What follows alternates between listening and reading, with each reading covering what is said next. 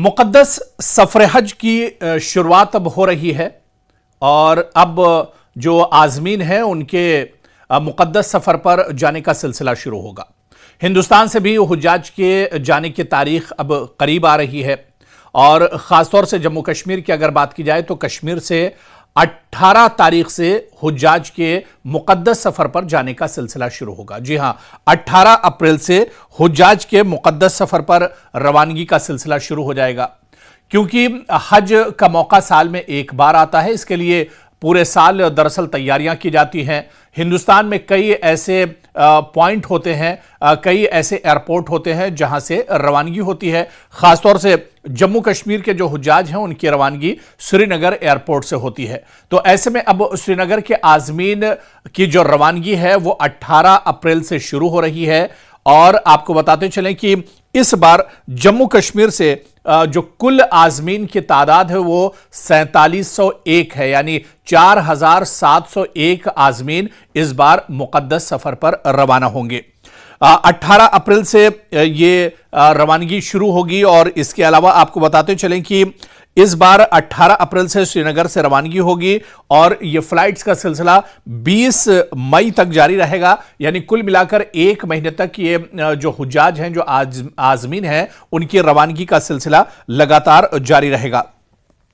दरअसल इस बार जो आज़मीन हज पर जा रहे हैं इसमें कई बहुत अहम बातें हैं। जो सबसे अहम बात कि इस बार मशरिक़ वस्ता में दरअसल तनाव है, बहुत ज़्यादा कशीदगी है। अभी इजराइल, अमेरिका और ईरान की जंग चल रही थी। हालांकि इस वक्त तो जंगबंदी है और जंगबंदी के बाद एक राहत ज़रूर मिली है, लेकिन अभी मुस्तकिल तौर पर जंग का खात्मा नहीं हुआ है।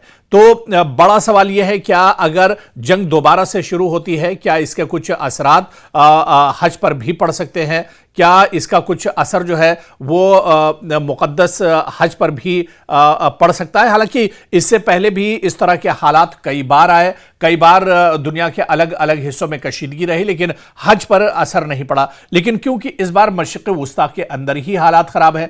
आपको याद होगा कि जंग के बीच में ईरान ने कई बार अमेरिका में, सऊदी अरब में जो अमरीकी तंसीबात हैं उन्हें निशाना बनाया था, अमरीकी इंफ्रास्ट्रक्चर को निशाना बनाया था। ईरान की तरफ से कई ड्रोन और मिसाइल हमले सऊदी अरब और रियाद में भी किए गए थे।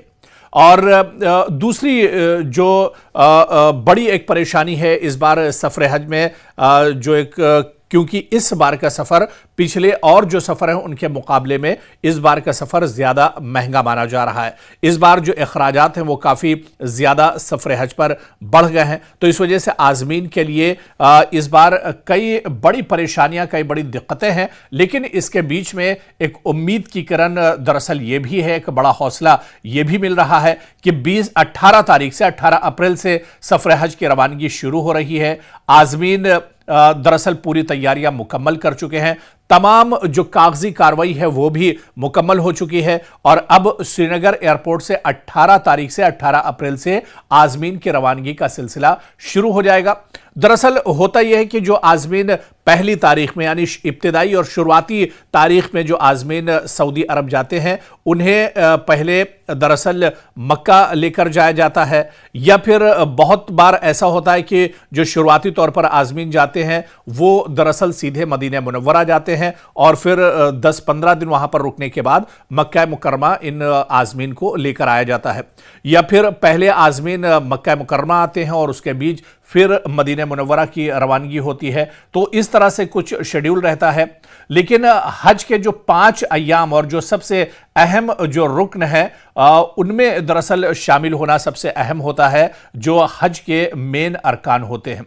ऐसे में जो अच्छी खबर यही है कि 18 अप्रैल से आज़मीन की रवानगी शुरू हो रही है और इस बार जम्मू कश्मीर से 4701 आज़मीन सफ़र हज पर रवाना होंगे और इसके लिए तकरीबन एक महीने तक फ़्लाइटें मुख्तलिफ अय्याम में, मुख्तलिफ दिनों में एक तरह से जारी रहेंगी। और इसके लिए इंतज़ामिया ने भी कमर कस ली है, आज़मीन को किसी तरह की परेशानी न हो, तमाम सहूलतें मुहैया कराई जाएं, इसके लिए तमाम तैयारियां एक तरह से पहले ही मुकम्मल कर ली गई हैं। एयरपोर्ट से लेकर जद्दा पहुंचने या फिर मक्का मुकर्रमा पहुंचने तक, वहां पर ठहरने, वहां पर उनके रहने, इबादत में किसी तरह की परेशानी न होने पाए, बहुत आराम से सफर हज के ये जो पूरे अय्याम हैं फरीज़ हज के, ये बहुत कायदे से गुजरे। इसको लेकर इंतजामिया ने पहले ही तैयारियां मुकम्मल कर ली हैं। हज की तैयारियों को लेकर पहले ही हिंदुस्तान से एक वफ्द ने सऊदी अरब का दौरा किया था और वहां तमाम इंतजामात का जायजा लिया था।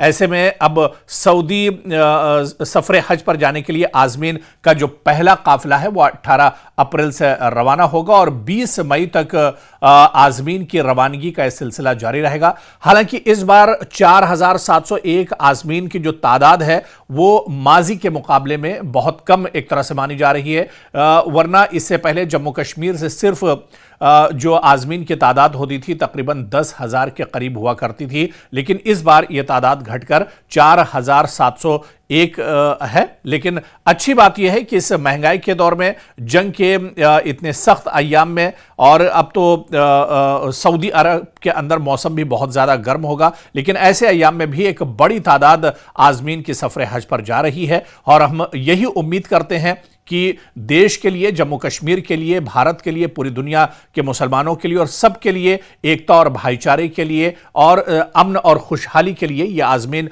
वहां पर दुआएं करेंगे और एक अच्छी नीयत के साथ ये सफर हज पर रवाना होंगे और बहुत कामयाब सफर हज जो मुकद्दस सफर है वो एक तरह से मुकम्मल होगा।